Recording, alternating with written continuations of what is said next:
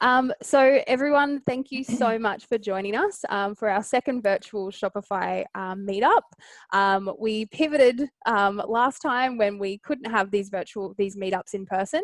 Reload have been running the Shopify meetups now for about 4 years. So I'm super excited to be facilitating the webinar again this time. It's actually my third time running them, so I am still a little bit nervous, but there's something about virtual that I feel like I can just get a little bit more relaxed. So you might see the very relaxed version of Emily today.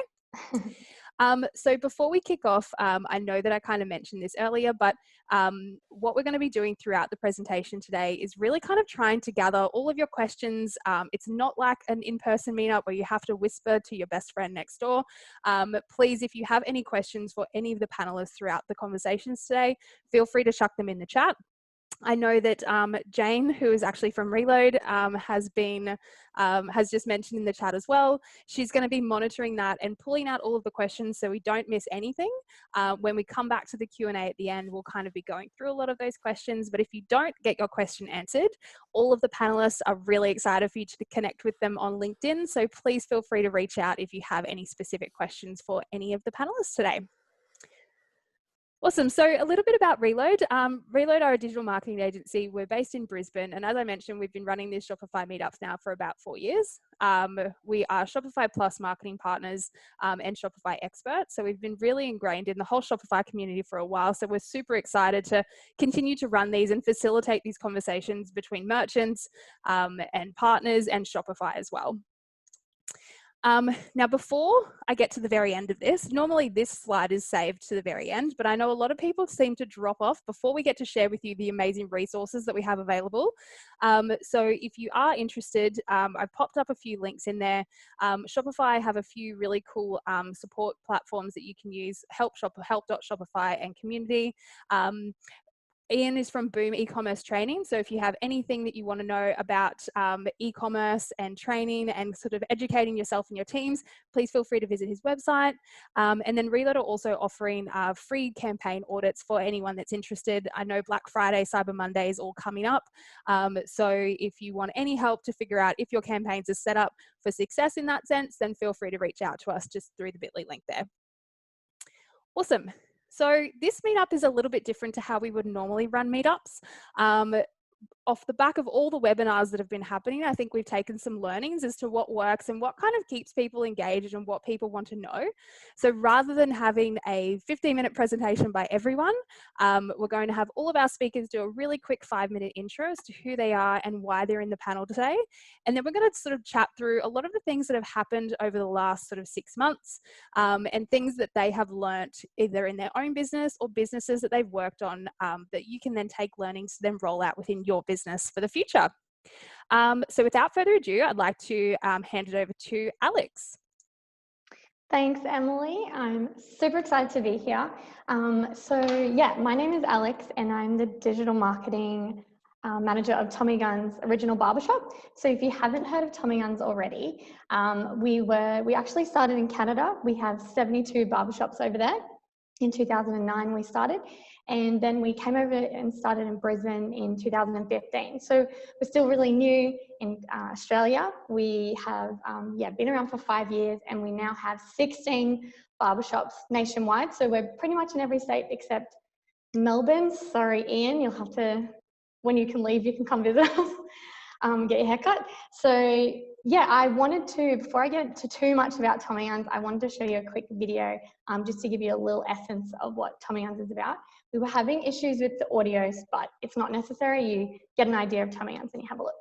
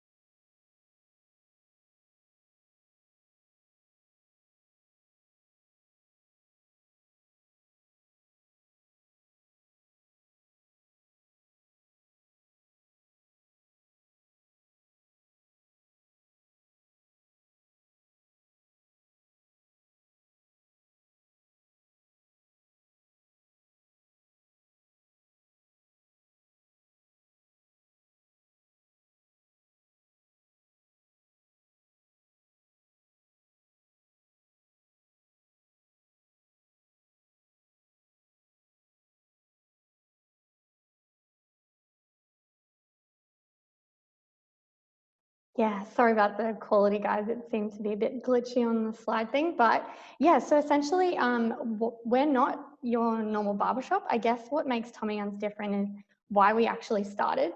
So this customer is always at the center of every piece of communication that we do, and it's actually the reason why the business started. So I guess guys that are used to going to a typical barbershop, you normally have to sit on a waiting bench. You don't know who's next. It's kind of awkward, like, oh, were you next? You could be waiting for an hour, you don't know. So a big part of our business is we wanted to change that. So we're a walk-in barbershop, but as you can see on the bottom, in the middle there, there's a guy and he's checking in at a digital screen. So it actually adds you to a digital queue, and then we just call or text you when your barber's free. So you don't actually have to sit and wait around. You can go do your shopping. We're mostly in shopping centers, and then just come back when the barber's free. So that's really, that really sets us apart from our competitors. Something else everyone describes us as is, oh, is Tommy Guns the place with the free beer? And yes, we are. So you get a beverage on the house when you arrive at Tommy Guns.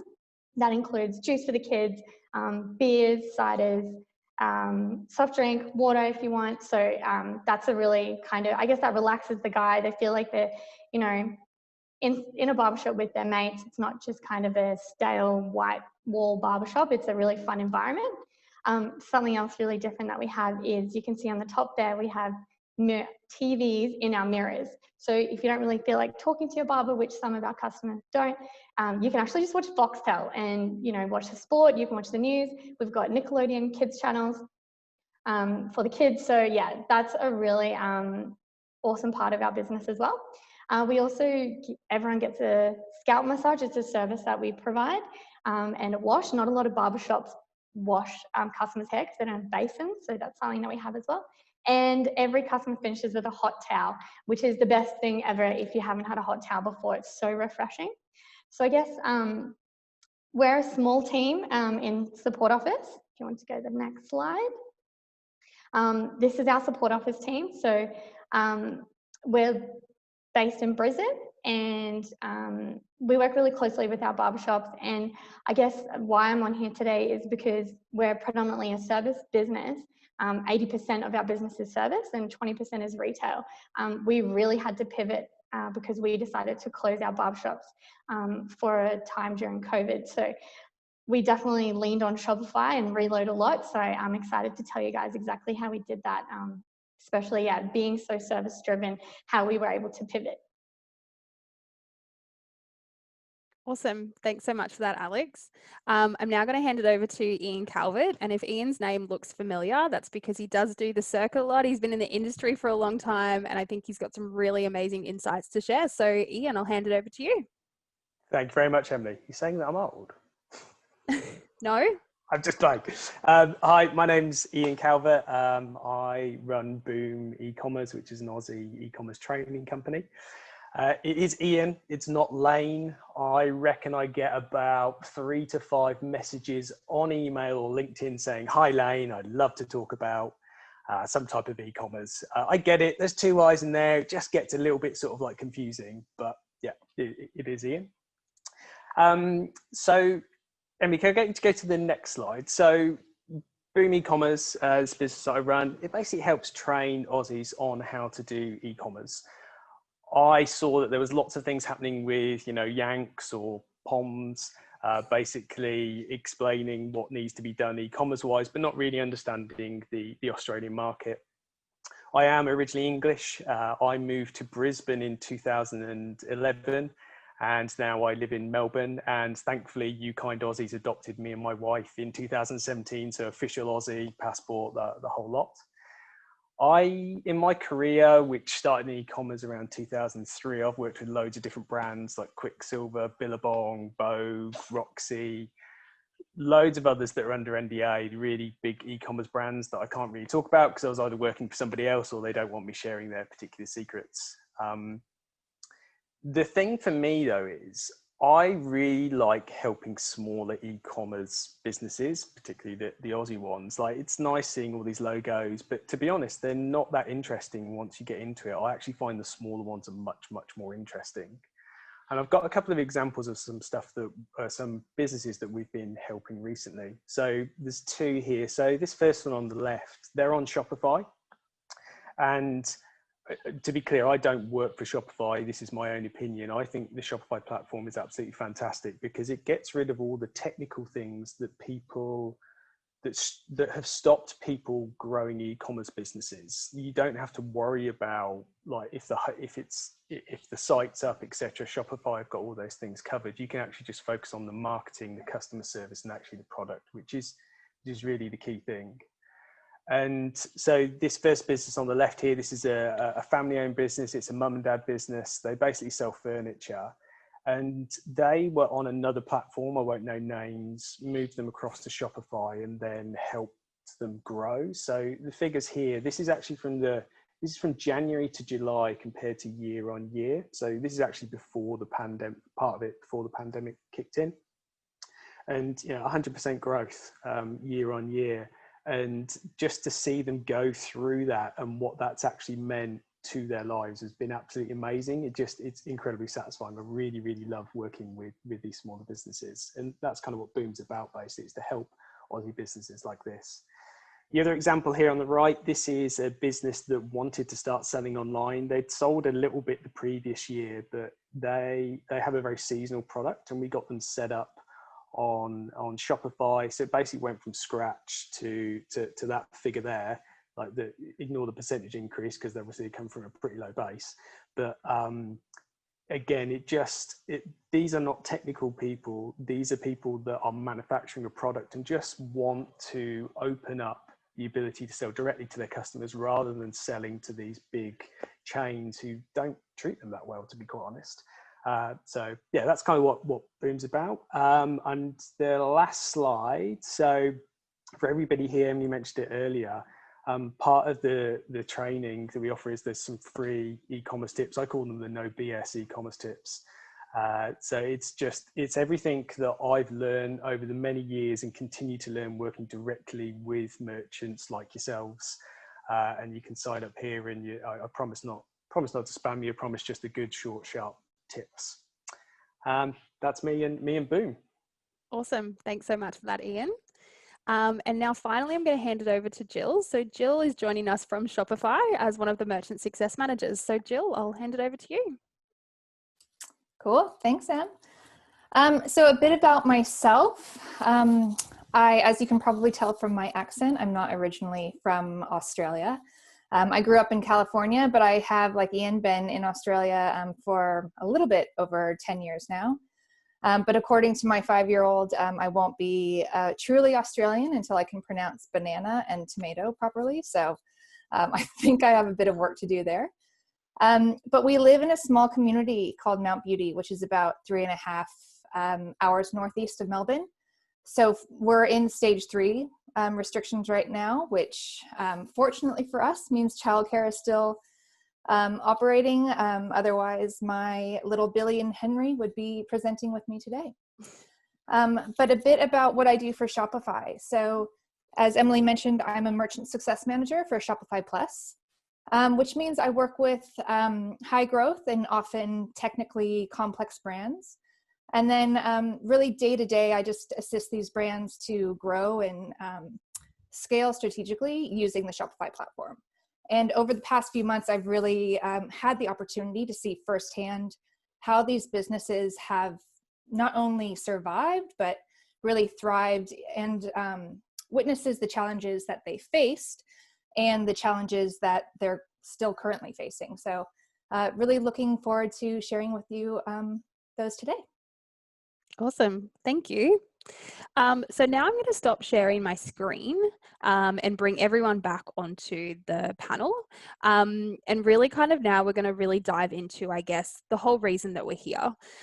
So the topic of the conversation today is about survive, thrive, and pivot. With so much happening in the last 6 months, I think it's really quite easy to put brands or businesses into one of these categories. You think about travel and tourism, they're definitely in that survive kind of moment. You've got people that are thriving, like e-commerce businesses that never expected they would see the growth that they're currently seeing, and they're just really skyrocketing with all of this kind of stuff that's happening. And then you've got the brands that have had to pivot. So they've seen a gap or know that how their consumer has changed, and they're really starting to kind of pivot the whole business. So I'm actually going to hand this first question over to Alex. I think it'd be really good to set the scene to figure out where you guys kind of sit in this whole survive, thrive, and pivot. Thanks. Yeah, so as I mentioned before, we definitely fit in the pivot category. I mean, although the government didn't say we had to close our barbershops, we felt that it wasn't safe to stay open and follow the guidelines that the government have provided. So we had made the decision to close our barbershops it was about 4 weeks. When we did close, we didn't know when we were going to reopen, how long that would be for. It was just until we felt it was safe to do so, but also to give us the time to actually put all safety measures in place, ensure that everything we're doing is correctly, the right signage, ensure that our barbers are following the correct hygiene processes that we always have done, but we took it up a notch during COVID. So we closed knowing not when we were going to open again. So I guess working with a franchise business, so yeah, we're franchised. Our goal is to predominantly, well, always drive traffic in store. So although online is super important, and definitely from a customer's perspective, they want to be able to have the option to shop online or come into our barbershops for their product needs. It's not been a focus for us in the first 5 years of trading. So I guess we've had an online store. We moved across to Shopify, which was the best thing ever when I started, was in 2017. And it's been awesome, but we haven't had the budget to kind of push online. So COVID really gave us the opportunity, okay, we have to pivot, we have to look elsewhere now, and also provide our customers, we need to stay in touch with our customers. And I guess everyone was bleaching their hair, guys were shaving their heads. So we had to still find what was our place during COVID, still being sensitive to what was going on. But yeah, where did we fit within all of that? So yeah, we spoke with Reload and set up campaigns. We got budget from our boss to be able to push online, and yeah, I'm so glad that we did, because now we have an ongoing budget now that we can see the opportunity that presented itself and the gap for men's grooming. There's a few online retailers that also provide men's grooming, but we have over 300 different SKUs in a Tommy Young's barbershop as it is. So we knew that there's definitely potential to grow that online. And yeah, so we definitely had to pivot. 100%. We can't do haircuts online, unfortunately. No, I mean, you can support them through their bad haircuts, maybe by product to make it look half decent. Ian and Jill, I'd love to hear from you guys, because you obviously work with a lot of different merchants. How have your merchants kind of fared, and where do they sort of sit in that sort of survive, thrive, and pivot? Jill, baton is to you. Yeah, so I think I've seen probably everything from there. So definitely in the beginning, it was survival mode. And then after a while, you really, and what does survival mode means? Everyone was just trying to figure it out right then and there. And then you did have all of a sudden those merchants that absolutely thrived. And the scale was just phenomenal, but then that created more challenges, right? So in terms of your logistics and supply chain, et cetera, and how they're really going to create the right tech stack for them that's going to help them grow and scale. And then in terms of pivot, we found, I think we've seen a lot of offline warehouse sales have now come online, and it's been so incredibly successful in allowing those merchants to still create that VIP event by doing that online. And from now on, I think that's going to be the case, going digital first. Yeah, Ian, I can't hear you. There we go. You're on mute. The saying of the year. For me, vast majority thriving. Only work with e-commerce businesses. So I have the training business, but I work with a select handful directly implementing stuff. And yeah, only one didn't particularly thrive. Everybody else was just absolutely through the roof. There was definitely a period, and I'll talk about that a little bit later on, where there was a lot of uncertainty, but just absolutely skyrocketing. And I back what Jill's saying in that it actually represents other problems. So everybody thinks that they want explosive growth, but when you're running inventory businesses, you actually want to be hitting your forecasts. The one that didn't do well was actually based in the UK, and they had a lot of stores. The COVID situation in the UK was a lot harsher than here in Australia. So basically retail stores shut. And this business had an e-commerce store, but lots of retail stores. And I mean, it absolutely decimated them, but it actually is presented a really, really good opportunity, which we'll talk about sort of like in a bit. But yeah, definitely on the thrive side, thankfully.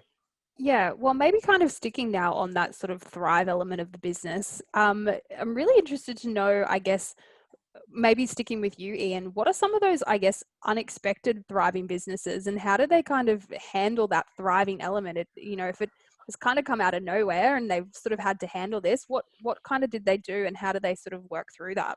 Yeah, so can I get you to show that slide that's got the timeline, and I can talk you through sort of what it looked like for an e-commerce business that went really, really well. So this is a Brisbane furniture-based business, family owned, and so I remember I was actually in Brisbane at the start of March, and I remember everybody it was all people were talking about COVID. I remember thinking it was kind of strange. I remember flying back to Melbourne, and then things kicked off. But so this is actually a shot from the Google Analytics, and it tells quite an interesting story about what happened. So at the start of the year, it was a case of ticking along.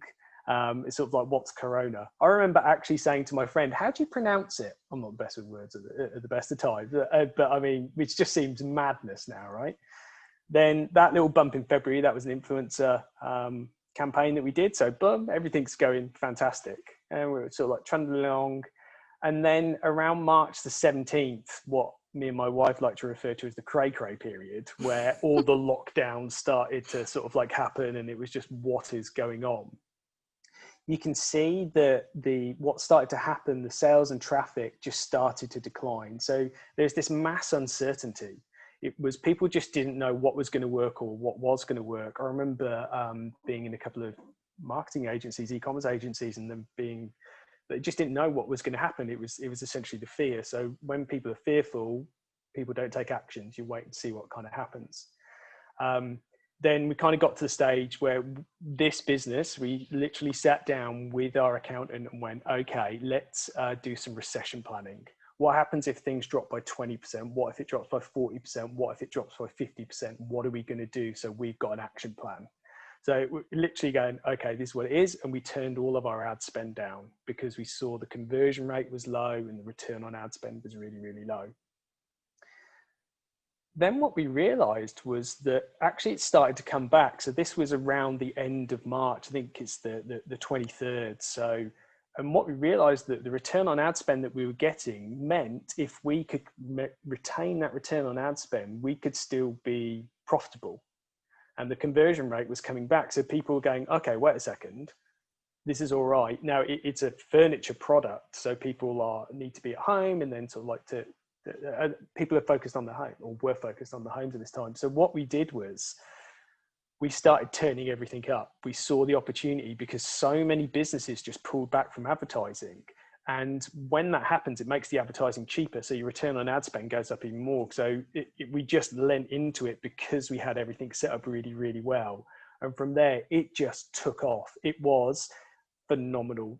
So we went from mid-March, to having a recession plan of people that we'd have to make redundant to, we just did our annual review for the financial year. They have just paid off their mortgage. Wow. And we now have a whole new set of problems. We now need to be hitting our forecast, not going over it. We are actively turning ad spend down because we're smashing through sort of like the stock, and there's limitations getting stock coming through. Yeah, because I was going to say, like, that obviously presents its own now set of problems. Like, you were planning for a recession, but you probably weren't planning for it to do this well. So what are kind of some of the measures that you've even taken, or even to the rest of the panel, that have kind of, I guess, now supported that you're potentially going to be rolling out, I guess, long term? But maybe I'll answer that. So for us, we've upped our forecast for the next 12 months because we don't know how long this is going to last for.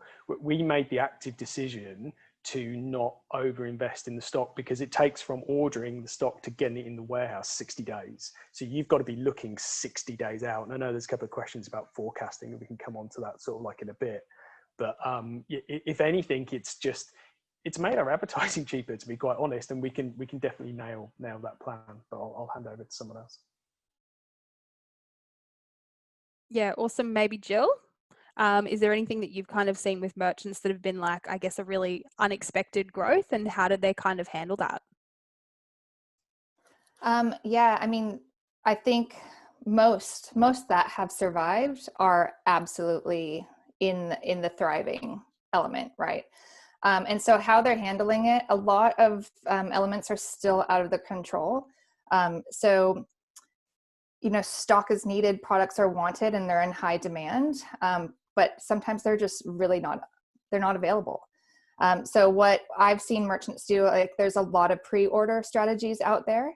But ultimately what that comes down to is massive increase in communication. So changing your marketing strategy, changing your email campaigns to really make sure that you're over communicating with your customers about either product delays or if there is a pre-order, when are they going to expect it? And again, like those timelines can get pushed out continually. So being overly transparent, and then also like including some marketing that's not necessarily product based. So content marketing and community marketing, because we're all in it together. And at the end of the day, like sometimes you just want a really good Netflix recommendation, Yep, 100%. I always want those. Yeah.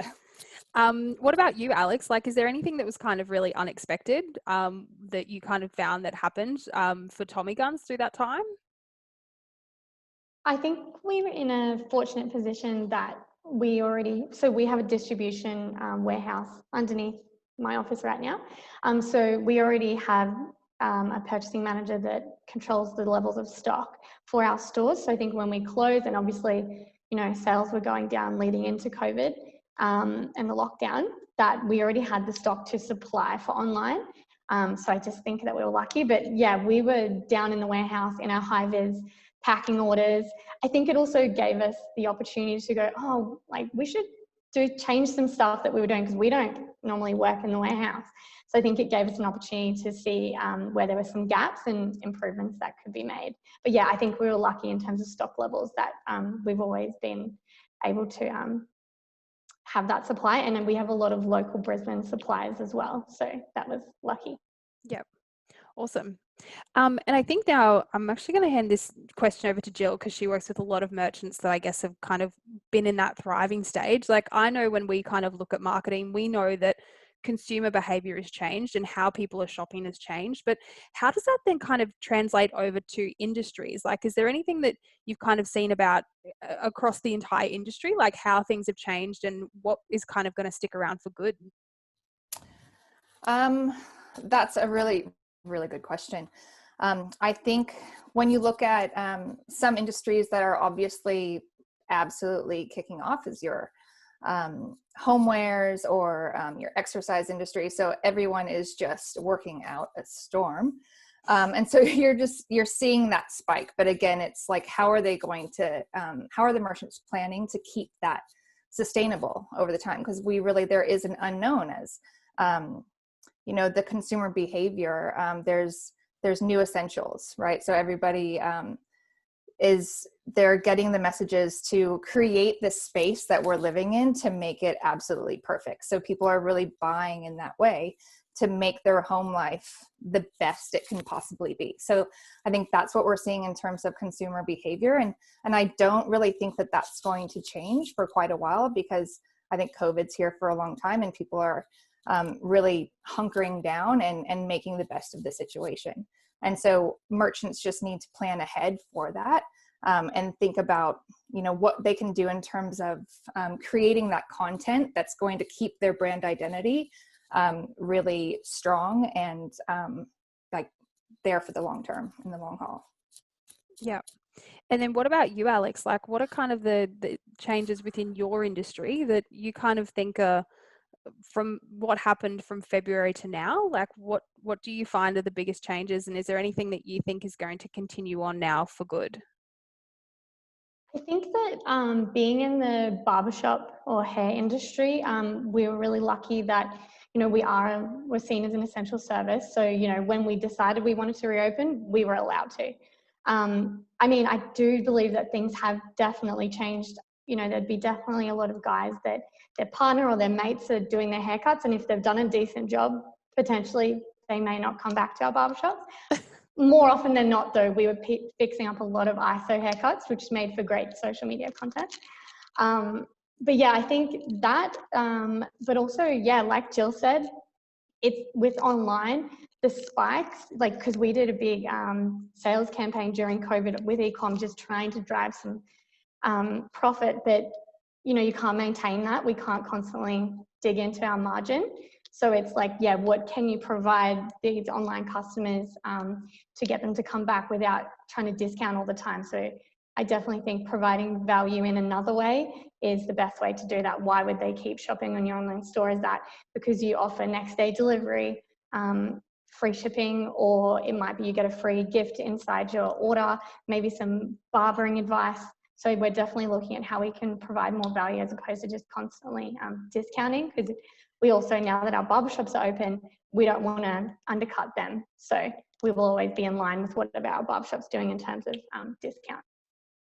So just on the discounting thing, Yeah. with one of the businesses that I worked with, because we were getting short on stock, part of their approach had always been discounting. And it was one of those ones where you'd ask the question, so why do you discount? Because they go, oh, because everybody else does. Mm. And so what we actually did was we stopped discounting because we didn't have the stock and we didn't want the stock to go quicker. But what that's meant is the gross margin, so the money that we make after we pay for the stock, has gone up, which has meant the net profit, the bottom line, has significantly gone up. Yeah. So because the demand is high, we haven't had to discount. I think it'd be very interesting to see how long that stays for, but who knows? But again, a completely, we were not expecting that in any way, shape or form. And that's great. And I think as well, like, discounts, I remember when this was all happening and it was like a pack mentality. It's like one person discounted, so these people had to discount, and every single person was discounting. Yeah. You could go on any website and everyone was discounting. So and where does it end? Yeah. It's just a race to the bottom line then. Yeah. It's the biggest mistake I see everybody make is that, Yeah. it's like these pop-ups that people put on their websites. They go, oh, the pop-up comes up straight away. And I always ask people, why do you do that? Oh, well, our competitors do it. And you're like, This is Not good enough 100%. Yeah. So like, those are some of the questions that I ask my merchants daily when they're coming to me for app recommendations or what they've just implemented. And my first question is often, why? Why do you want to do this? Or why did you do it? And it's 100%, oh, because they're doing it. And I was like, well, just because they're doing it doesn't mean it's right for you. So stop, kind of pause and think about what your intended outcome is. What do you really want to achieve? And let's plan from there.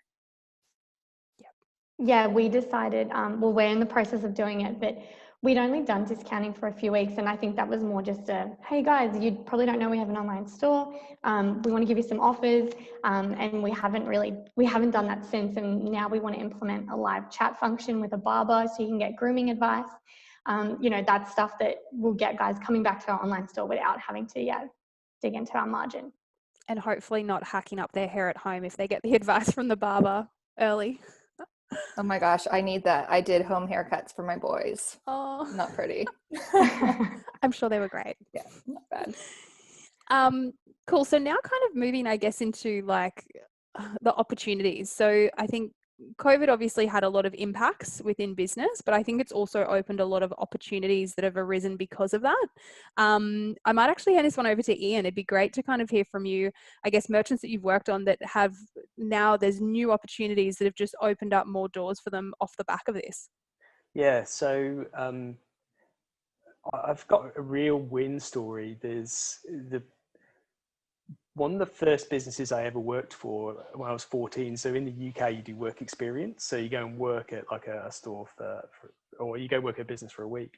And my passion in life is skateboarding, snowboarding, and wakeboarding. And in my hometown, there was a store that sold surf clothing, skate clothing, etc. So I did my work experience there, and then it was one of my first e-commerce jobs. So I worked there for 3 years, and I worked with good retailers, and I learned the fundamentals of retailing. But I was like the e-commerce guy. This was back in 2000 and whatever, the start of. I actually met my wife there, and they were one of my first contracting clients that I started working with when I worked on my own, heavily involved with it. And one of my main frustrations was that we were able to grow the e-commerce store phenomenally, but the focus was always on the stores. At one point they had 30 individual stores. And I remember we were trying to get filters on a collection page. And at the time, the platform came back and said, that's going to be £10,000. That's about 20,000 Aussie dollars. And so obviously it's like, no, you can't do that, but we're going to go open this store in Bristol or what have you, and we're going to chuck £30,000 sort of like at it. And it just didn't make sense to me. I was like, we've got this opportunity here and it's growing and there's less competition and we need to go and do this. Anyway, I left that business, moved to Australia. Great move. That business had got acquired by a massive company and then got acquired by another massive company. And it basically just got left. Now, unfortunately, one of the side effects of COVID was, and this company's in the UK, obviously, is that they had to close their stores. So closing the stores, because that was a massive part of the revenue, basically, it just decimated the business. It absolutely sort of killed it. So the owners put it into administration. What then happened was the original founder who'd sold it bought it back from them, and I continued working with him to advise him, because he's a retailer. He knows how to retail, but doesn't fundamentally understand the e-commerce side of things. So it's a case of, right, if we're going to do this, let's do it properly this time. And it's got them set up on Shopify Plus, got a decent warehouse management system in, like got everything connected exactly the way that we wanted to do it. And it's now going to be e-commerce first, and we're going to have a handful of stores around the side. So because within retail, the biggest challenge you've got is the store's profitability is based on how good your lease is. Because these leases, they'll be like 10, 20 years. And if it's too expensive, then you lose money and you can't get out of it. So there's this opportunity to reset it and make it a digital first business augmented by stores. And I mean, we have, because it's in the UK, you're basically working overnight. We've been putting in some serious hours to get this thing done, because we have this phenomenal opportunity to do this really, really, really well.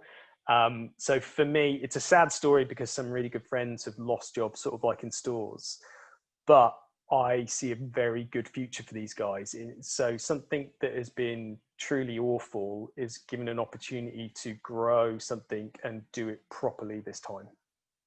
Yeah. And I think I'm really keen to hear Jill's thoughts as well, because I know that she works with a lot of merchants too, but the kind of gist that I'm getting is this whole opportunity is COVID was the catalyst for people to get off their bum and create an e-commerce store. If they've been sitting on it for a while, then, this kind of pushed them in. So it's kind of showing them that there's so much more room for growth now that they've kind of had to invest. But Jill, love to hear from you as well as to like what you've kind of seen, those opportunities that have kind of arisen now because of that. Yeah, totally. So I think exactly as you said, more traditional retailers have been kind of forced to come and be digital first. And then your emerging players are just ramping up so quickly, and they're just thriving in this environment. And so the opportunities there, I mean, it's really the sky's the limit in what people are doing. And I think especially now that we're kind of in it for a number of months, and those that have survived are the ones that are really going to thrive. We're seeing a lot of experimentation, and people are trying new things and testing out new channels, and really trying to target their market in other areas. And I also find that during this time, we're seeing heaps of collaboration. So what I found that's really, really interesting and I love to see is when I see my brands and my merchants work together. So a perfect example is one merchant had sold hand sanitizer, but They were noticing that their small size just really no longer was selling. However, another merchant was doing care packages, and it's exactly what they needed. So they collaborated together, and it was a 100% a win-win. So I think we're going to see more of that in the future. And it's just, there's heaps of opportunities, especially when it's really thriving on community in these days. Yeah, fantastic. Sorry, can I just share another story about an opportunity? And it's a great one. Is that I got referred a client who had set up a website that sold customized prints. They're actually wallpaper stuff, and this is probably maybe 12 months ago, and his main business is making signs for gyms. So any gym that you can think of, his company makes the signs for them. Obviously, when COVID came, bang, like literally shut down kind of overnight. And we'd been having discussions about his site and what he needed to do with it. And it just accelerated that conversation. And it was going from, oh, we'll look at doing this, we might do it, to, can we do this on Monday? And again, a really great story. He told me last week, so we've been working together loads, and he said, if we can get to this revenue, which I know we can by just turning up the ad spend, because we've got a really good return on ad spend and they've got a really, really good gross margin, he goes, I can then close that business and just run this.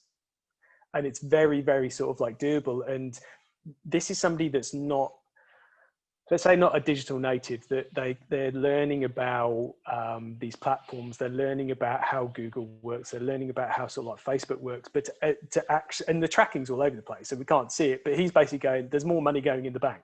This is sort of like working. And that was the kick that they needed to then focus on it. So again, a really good story of how this is just a phenomenal opportunity. This is, yeah, if you're thinking about doing something, I'd do it.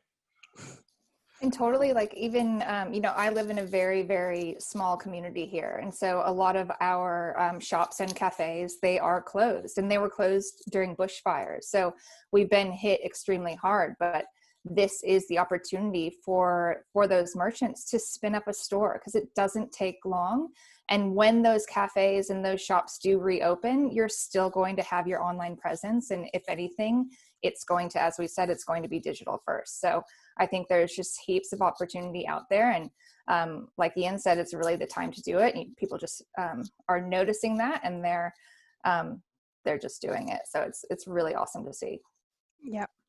So I'm just conscious of time because we're at 11:45. Please, everyone, if you're still with us, make sure you're submitting your questions. Just chuck it into the chat. I know a few of you have sent them directly just to all panelists. If you can just make sure it's sent to all panelists and attendees, and then the reloaders will gather all of those questions as well. But I have pulled out the few that have already been submitted. Before we kind of go into the Q&A, I just want to send this out to all of the panelists today. I would love to know if you could tell the attendees today one thing that they should be doing now, based off what you know that has kind of worked for you since COVID and what you think is going to continue. What would that one thing be? I'm going to nominate Alex. Sorry, I was just trying to find the unmute. So I guess the key thing that we did throughout this entire process is to take an empathetic approach. I think if, it's very real what's happening, it's still happening. And I think if, people might not need your business right now, but that's not to say that you can't stay in touch with them, keep that relationship. And then when they do need you, they know that you're there. I'm so glad that at Tommy Guns, we took an empathetic approach and decided to close our shops. And then when we reopened, we actually wanted to rewind a little bit. We had a lot of customers supporting the fact that we decided to close, because customers were going to our competitors, and we just knew it wasn't safe for our employees or our customers to open our barbershops. So I think they were really supportive of that, and the loyalty that we received was absolutely incredible. We were really overwhelmed by that. I thought that a lot of them, not a lot of them, but a fair few would have to find elsewhere, and then it might be more convenient for them to go to a different shop. But some of them, we got messages of people saying, I don't care how my hair ends up, I will wait for Tommy Guns, it's worth the wait.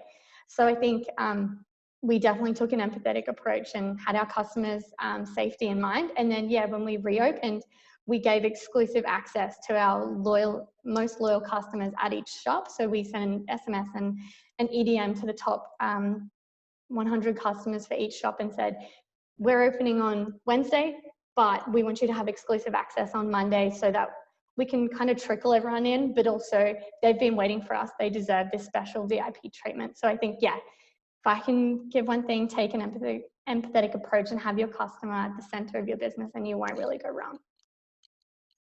Great advice. What about you, Ian? Be unique.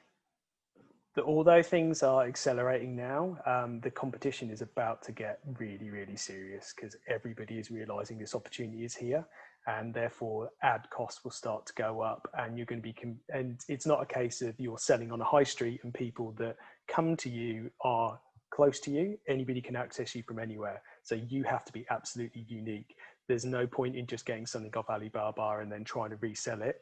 You might work for a short period of time. You need to build a brand and you need to mean something to people. You can't be everything to everyone. You have to stand out. If you're not standing out, then you might do well for a while, but it is not going to last. You're not going to have a business. You're just going to have a flash in the pan. Excellent. And then finally over to you, Jill. I 100% agree with both Ian and Alex. So absolutely have empathy, and in that, just like totally over communicate. Communication is key right now, and then find your voice. So like Ian said, keep that brand identity strong and be unique, but keep that voice consistent through every single channel that you're representing in. So your social, your emails, whatever that is on your site, really be consistent with your brand voice and identity. Awesome. And then I might just add one more thing, and this is just from a marketing perspective. I think know your data and know what's working and what's not working. Really have transparency, I think, on anything that you're running, so you can actually really measure the performance of that. So when you can ramp things up, or you know that there's an opportunity, you really have the ability to do that because you have full transparency of how your data is actually performing. Awesome. Amen. That's how we took advantage of it, because we knew what worked and just went, whoom, turn it up. Because that's the thing, like you won't know what lever to push or pull if you don't have an understanding of how things are currently performing. Totally. And even on that, like while I said, people are going to be experimenting more than ever, but you need the data to back those experiments. So if it's not working, try something else and move on. But do it by the data. Yeah. Fantastic. So we have been consolidating a bunch of questions. So we might just now move straight into the Q&A. So a few that have been submitted throughout. I'm actually going to hand this one over to Ian. So the question is from Petro. So information is widely available online, and customers can very easily look up similar products from Alibaba and gauge profit margins, etc. So is there an acceptable percentage markup when pricing goods for online sale? So there's quite a bit to that. Let me answer a couple of the specifics. An acceptable markup, basically, if you've got a very high gross margin, somebody's going to work that out at some point. So for a reason there's so many cosmetic brands out there is that the gross margin is really, really high. And just to be clear, the gross margin is the percentage of money you make after you pay for the product and get it landed in your warehouse so you can send it out. If your gross margins are 70 or 80%, then people are going to work that out. You're going to get a lot of competition that's going to come down. In my experience, the most successful e-commerce businesses buy stock, they have it, they're not drop shipping, and that gross margin is above 40%. Ideally, you want 50%. If you're hitting 60, you're doing really, really well. As far as looking up the product and buying it somewhere else, you really have to think, what value are you adding? If you are just buying something off Alibaba and then forwarding it, what's the value? Because somebody can then go look it up. This is where brands come in, and this is where the really, really successful e-commerce businesses excel. So to quote Warren Buffett, a very famous investor, he's always looking to invest in businesses that create a moat. The moat is something that protects the business. The things that protect businesses in e-commerce is brand. You have to have a strong brand. A brand is not a logo, it's not a color. It is what your business stands for. So you have to make that product stand for something. That is how you get around that issue, basically, because everybody can access Alibaba. It's only going to take them a certain amount of time. I get drop shipping ads all the time. And basically you see it and you go, okay, I'll look that up. And they even use the same photo sometimes. What value are you adding? Add value, you'll do well. Awesome. I've got a question here that I want to open up to all panelists. This was actually one that was pre-submitted, but I think it's really relevant to kind of chat through.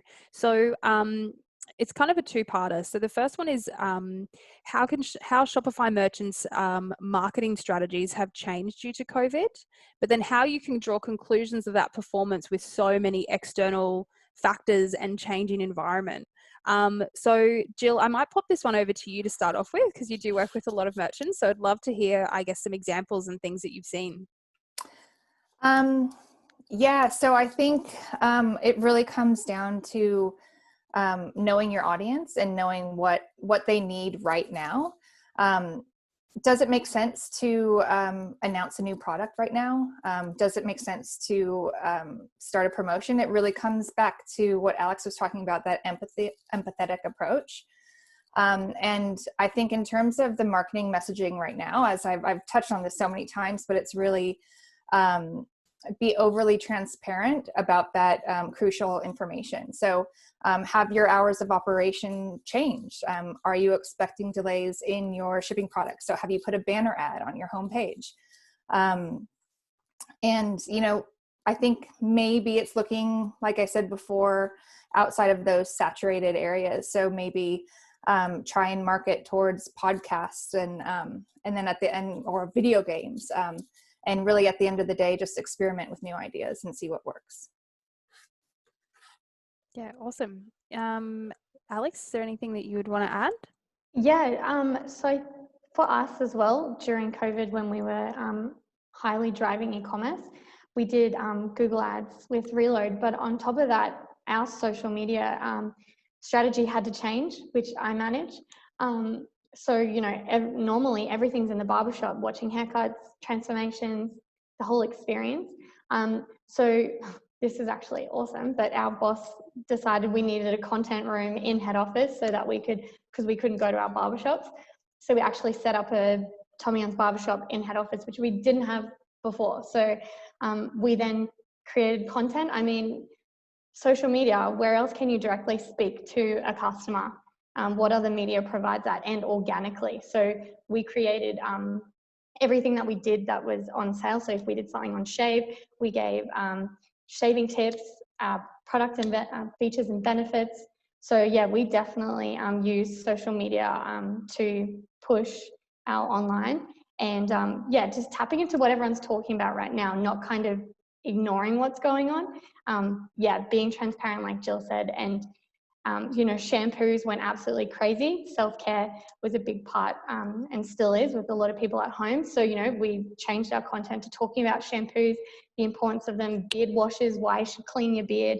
And yeah, so, you know, keeping topical to what's going on and not just kind of avoiding COVID.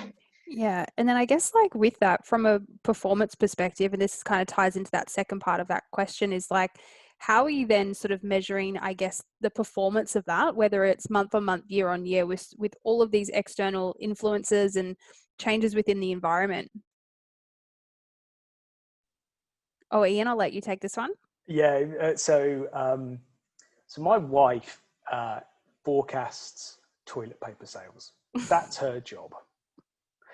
And she's phenomenal at forecasting. She's done it for Foot Locker and Billabong and all these sort of like big companies. And the key to forecasting is you take as much history as possible, and then you comp it against the next year or month on month, depending on your individual business, because they're all sort of like seasonal. Your forecasting is stuffed, because unless another pandemic comes around, then that date's not worthwhile. You essentially have to go back to the previous year to see what was then happening. It's throwing everything. It's throwing how much to order, when to order. It's almost that is the biggest challenge within e-commerce right now, is that yes, there's all this opportunity and that's really exciting and stuff sort of like growing, but the thing that I have realized is the fundamentals of a really good e-commerce business is to be able to forecast accurately and stick to that forecast within about 5% of over or under. Because otherwise you're going to run out of stock, or you're not going to have enough people to do customer service. That is the biggest challenge. And if anybody solves how to forecast accurately through something like this, I want to meet them. Yeah, and I think just one thing to add to that is that, you know, I've been working with a relatively new client to Reload, and what we were seeing is you see these rapid spikes in growth, and it's for, you know, a product that is really in demand, but it gets to a point that you have a diminishing return, or it starts to dip. So I think it's not so much about doing the year-on-year comparison, but you need to be really have your finger on the pulse as to when that change is going to happen. And it may keep climbing, you don't know, but I think unless you're kind of keeping a really active eye on it, then you won't know until you have to fill thousands of orders of products that you maybe don't have. Red hot tip, the best thing you can do is week by week put a comment in Google Analytics of what's happening that week. So when you come back to look at the previous year, you can see if you're comping on it or not. All the best businesses I've worked with do that religiously. I tell everybody to do it. Nobody does it. Awesome. So I know that we are at the end of our webinar, but I would actually really like to finish just on one question, which is a really great one that Paulie Goldston has submitted, which is, what are the worst things a store could be doing? The big no-nos. Can I just say, I've got a great thread going on LinkedIn at the moment. Go find me on LinkedIn, Ian Calvert, 2 eyes. There's about 180 comments of all the things that you shouldn't be doing that other people are kind of like putting in. But where I'll start off, I will give you my 2 favorite. That is pop-ups everywhere as soon as you get on, and discounts straight away. Imagine walking into a store, you're looking, and before you've even looked at something, somebody goes, here's 20% off. Why would you do that? Agreed. Unless you go to those kitchen shops where they're always closing down, or a rug store that has been closing down for about 5 years. And then you're just like, oh, is it actually my last chance to get a discount rug? Jill, over to you. Oh my gosh. I mean, I'm totally going to echo what Ian said, like watch your discounting. And yeah, I mean, I keep saying it, but communicate. If you're not communicating right now, it's not a good look. Alex. I think, yeah, just constantly optimizing, finding where there's gaps. We definitely had to optimize our website in terms of filtering what products that we had in store we didn't have online. Yeah, so just always staying on top of, you know, if you products descriptions have changed, out of stocks, optimize the website constantly, because it's not a good look when you go onto a page or a link doesn't work or something like that. Yeah. Yep. And especially just on that, I saw another question in the panelist in terms of the design aspect, like Alex, you know, optimize, I think mobile first. We're all on our devices and really focus on that mobile. Yeah. And I think one other thing to add is that, you know, as a consumer, I know that I personally have found so many new brands that I never would have found, because I now have a need for a product that I've never had a need for before. And I think the worst thing brands can do is have that, not be optimizing that experience for someone that has no idea who you are. I think really kind of capitalize on reviews and make sure people can trust you straight away. Because I go onto these websites and then I immediately Google that brand reviews just to figure out if they're actually trustworthy. And I don't think people actually do that enough. And especially in this climate, you're going to have so many new consumers. So by not doing that, I think it's a big mistake. We are actually over time, so I just want to do a really quick final shout out to all of our panelists and say thank you so much for taking the time out of your day to chat to all of us today. As I mentioned at the beginning of the webinar, we do have a few cool handy links for everyone, so I will be doing an email follow-up with all of that as well as the recording. But yeah, I just want to say thanks again, everyone. And if one of your questions didn't get answered, please feel free to connect with any of the panelists on LinkedIn. They are more than happy to get their connections up. But yeah, if anyone has any other questions, I'll be sticking around for a little while longer. But yeah, thanks everyone again, and enjoy the rest of your Wednesday. Thanks, Emily. Yeah, thanks so much. Thanks, guys.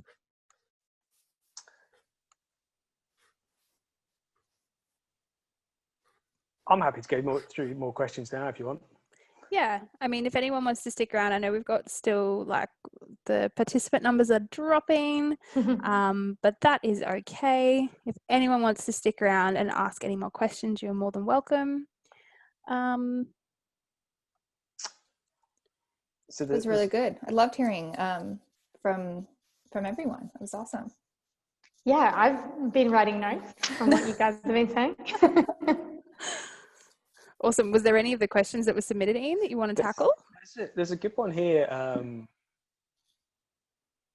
So it's actually a couple of people talking about like good social proof, as in sort of like people actually sort of like exist. And me personally, I'm a massive fan of Akendo. It works really, really well. But what I would say is, and I've had this discussion with a couple of people about sort of like e-commerce. Loads of people from Shopify actually who get this really big sort of like overview of everything and what works and what doesn't work. And every time it always comes back to the product. It's like, if you don't have an amazing product and then you start getting bad reviews, it doesn't matter what app you use or what marketing you use. It's just not going to work. And that's the thing, you've got to focus on that, not what the competitors are doing. So, you've got a good product when those reviews start coming back. Totally. That business that I was sharing that's 100% up and they've paid their mortgage off, you should see the reviews that come through on a daily basis. It makes your heart sing. It's just because they're focused on making a fantastic product. So it doesn't actually take that much marketing. It's, you're delivering value, deliver value. Totally. And kind of back on what Emily said, like just some products that you would never have known about before are now coming in into our space. And like for me, I just purchased something that I never thought I would have purchased in a million years, but I did it because there were reviews and it was trusted and there was social proof. And I kept seeing it and I'm like, I 100% need that in my life right now. Yep.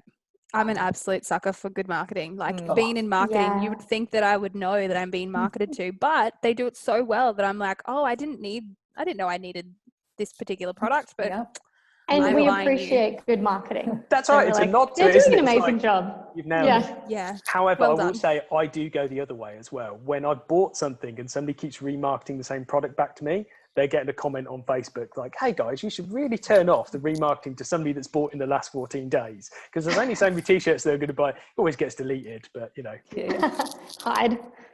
Yeah. A quick question just came through from Dean Radley about that there seems to be a lot of good review apps out there, hard to decide. I think this kind of pulls back to what Ian mentioned, like Akendo are probably one of the easiest to integrate with Shopify, and they're really good depending on what sort of category and industry that you're in.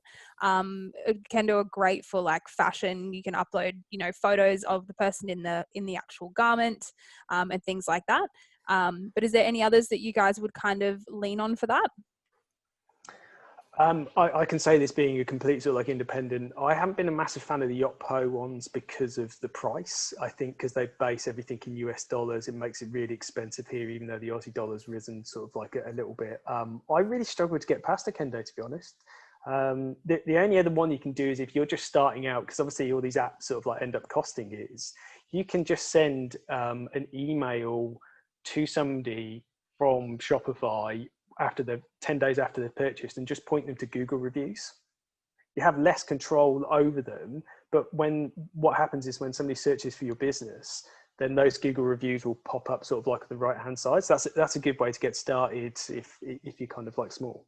Yeah, actually, I think another one as well is if you already have a business that's running, I would Google your business and Trustpilot. So Trustpilot is an external company that anyone can go on there and leave a review about your business. If they've left a review for your company, you can then claim that business, and then you can start to kind of encourage people to leave those reviews. Because it is an external brand, like you may already have reviews that are sitting there that you just don't know about. So it's really quick and easy to kind of get onto that as well. Yeah, it's really tricky because there's so many platforms that you're trying to control, and all of these like Google wants to be the reviews, Facebook wants to be the review place for reviews, all these others. So what you can do is you can set up emails that, let's say if there's 4 places you want to build reviews, you can switch the email. So email 1 goes to Google, the another email goes to somebody for Trustpilot, another one goes to Akendo, another one goes to sort of like XYZ. You've got to have quite a high volume of them. So I'd probably start on Google first and then kind of like build from there. Yeah, awesome. Hopefully that answered your question, Dean. I see somebody's found the LinkedIn thread of what Yeah. not to do.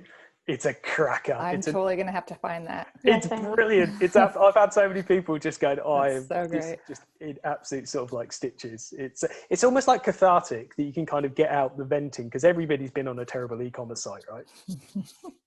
Yep. 100%. Hence why I do all of my business review before I buy now. Yeah. Awesome.